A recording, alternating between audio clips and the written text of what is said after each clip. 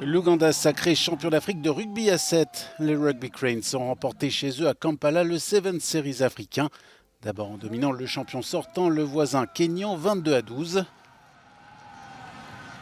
En finale, les rugbymen ougandais ont ensuite écrasé le Zimbabwe 26-0 pour remporter le titre continental. Nous n'avons eu que 3 mois de préparation intensive pour ce tournoi et je pense qu'aujourd'hui, nous avons su prouver que ce dur labeur a porté ses fruits. Pour nous, c'est un mauvais résultat. On aurait pu faire mieux, mais nous sommes bien battus pendant ce tournoi. Alors que la Coupe du Monde de rugby à 7 aura lieu en Afrique du Sud en septembre prochain, le succès du tournoi ougandais démontre la capacité du continent à accueillir un événement de portée internationale. La planète ovale sait qu'elle peut compter sur l'Afrique.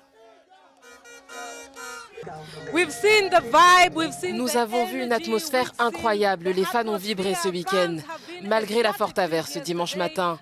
De nombreuses personnes sont venues encourager leurs équipes pour tenter de décrocher une place pour les 2 matchs internationaux.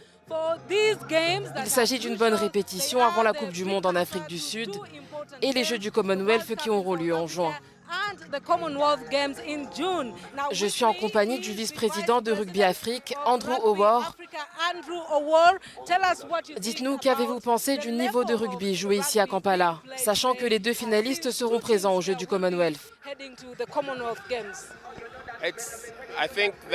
Je pense que le niveau s'est vraiment élevé comparé aux dernières années. Les équipes ont vraiment travaillé dur, chaque équipe a fait beaucoup d'efforts, mais c'était bien de voir l'Ouganda, le Kenya, le Zimbabwe ou la Zambie à un tel niveau.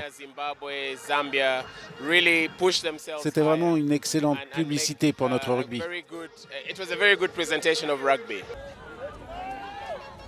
En Afrique de l'Est, les saisons ne laissent que quelques semaines aux joueurs pour être prêts à affronter des équipes comme les Fidji, la Grande-Bretagne et surtout la Nouvelle-Zélande.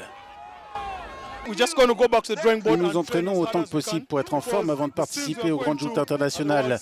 Nous y retrouvons l'élite mondiale et nous devons absolument être à la hauteur.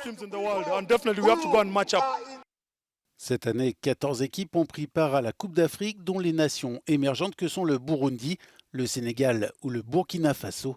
Un plateau africain prometteur qui offre enfin au continent une plus grande présence sur le circuit international.